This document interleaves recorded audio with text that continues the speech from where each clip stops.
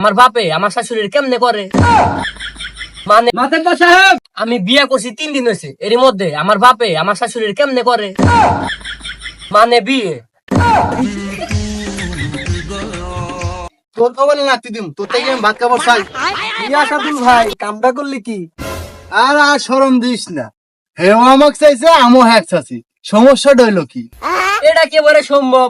আমার বাপে যদি আমার শাশুড়ির বিয়ে করে তাইলে আমার বউ আমার বাপের মেয়ে হয়ে গেল না? আর আমি তো আগে থেকে আমার বাপের বেটা, তাইলে আমরা দুজন জামাই বউ ভাই বোন হয়ে গেলাম না?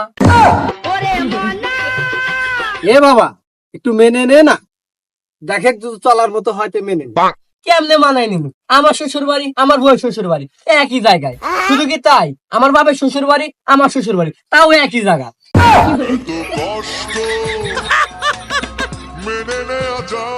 আচ্ছা, আমার যদি ছেলে পেলে হয় তাহলে আমার বাপের দাদা কবো না নানা কবো?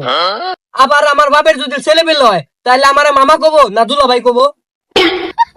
এ তো মহা বিপদে পড়ে গেলাম, এর আগে তো এরকম সালিশ আমি কোনদিন করি নাই।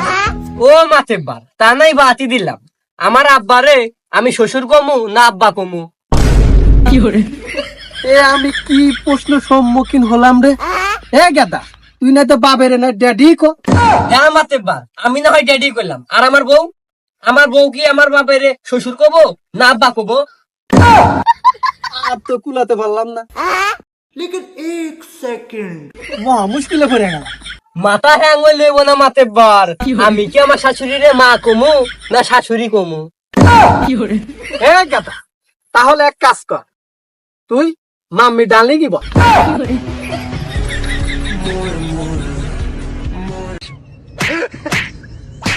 এ বাবা, একটু মেনে নে না, আমারও তো সংসার আছে, বাড়ির যেতে হবে।